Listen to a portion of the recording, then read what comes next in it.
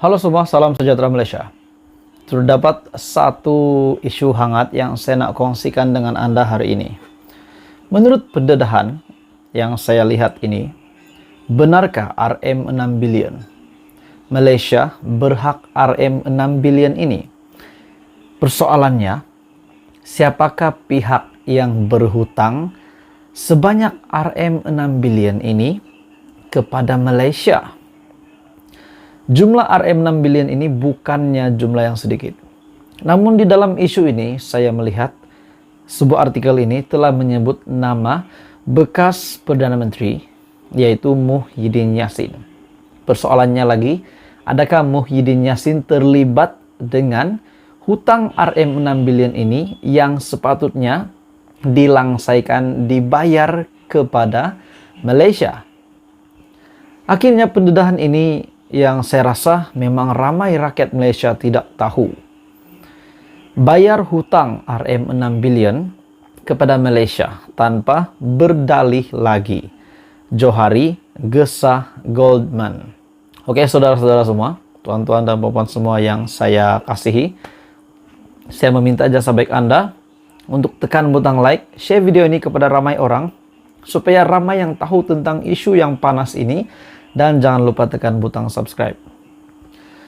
Isu berkenaan dengan hutang RM 6 bilion ini yang digesa oleh Johari supaya Goldman membayar hutang RM 6 bilion ini kepada Malaysia tanpa berdalih lagi.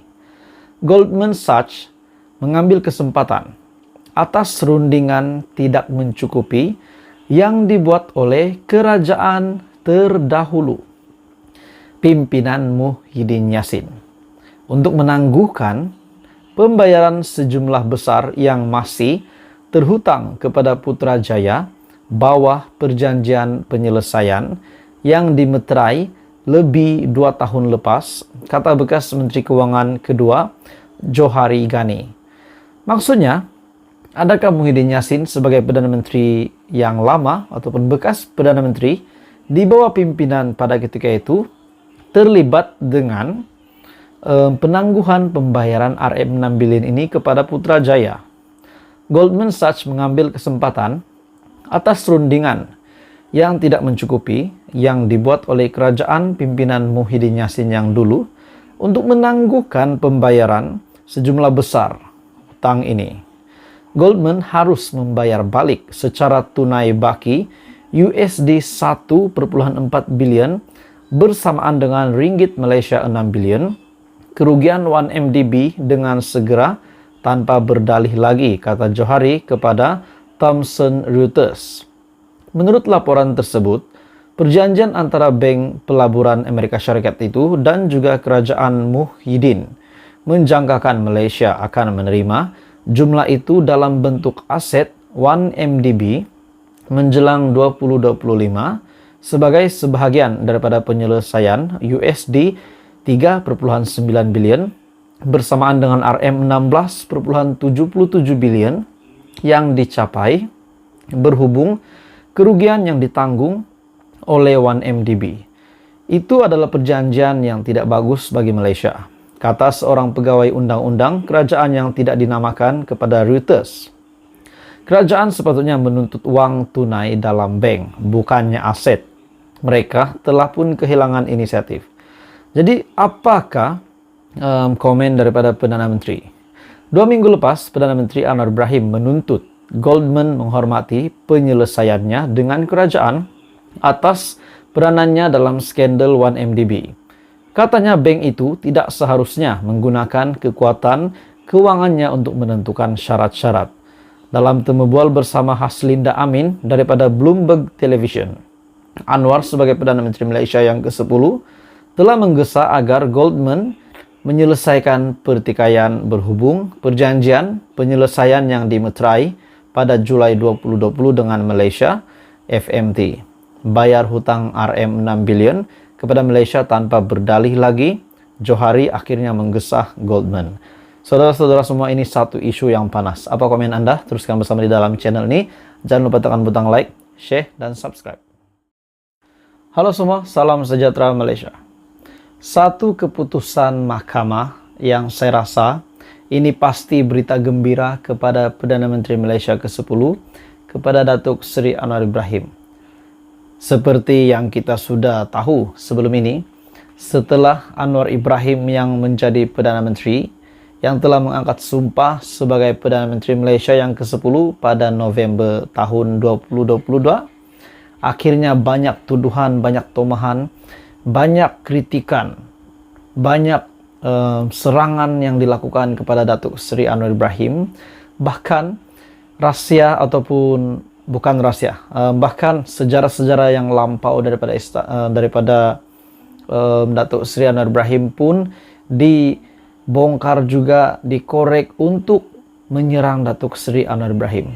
Dan pada akhirnya saudara-saudara semua, hari ini satu keputusan mahkamah dan satu kejutan daripada PAS juga, daripada Pesuruh Jaya PAS, di mana kenyataan ini bagi saya ini satu kemenangan bagi Datuk Seri Anwar Ibrahim. Pesuruh Jaya PAS Perak mohon maaf. Kes saman fitnah Anwar akhirnya selesai. Kes saman fitnah oleh Datuk Seri Anwar Ibrahim terhadap Razman Zakaria selesai apabila Pesuruh Jaya PAS Perak itu membuat permohonan maaf secara terbuka kepada Perdana Menteri di Mahkamah Tinggi Taiping.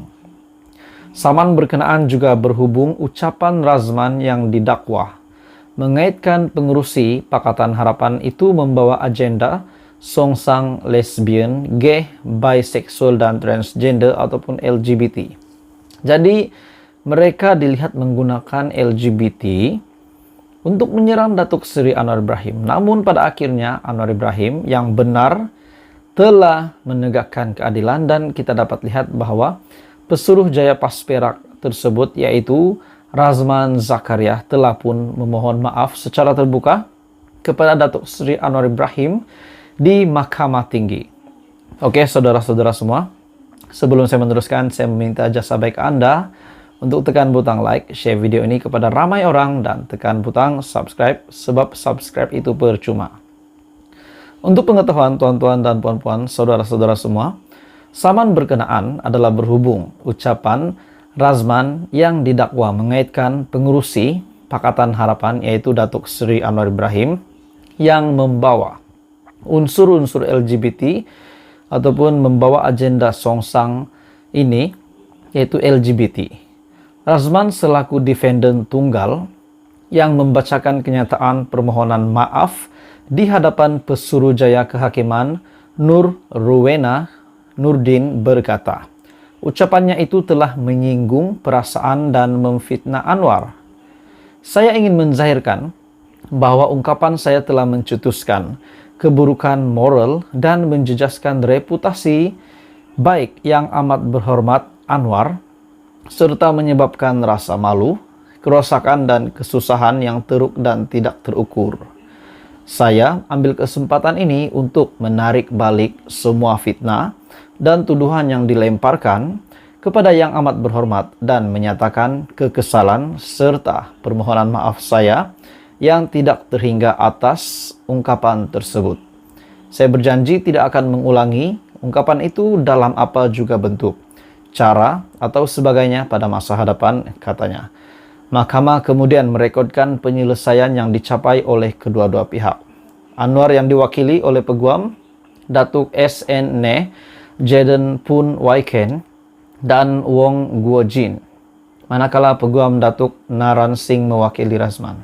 Dan pada akhirnya tidak ada tindakan susulan daripada Datuk Seri Anwar Ibrahim dan kes pun selesai. Nair ketika dihubungi bernama mengesahkan perkara tersebut dan memaklumkan bahawa anak guamnya menerima permohonan maaf itu. Jadi Perdana Menteri Malaysia memang hebat. Datuk Seri Anwar Ibrahim telah menerima permohonan maaf itu, dan pada akhirnya Pesuruh Jaya PAS Perak mohon maaf, kes saman fitnah Anwar selesai.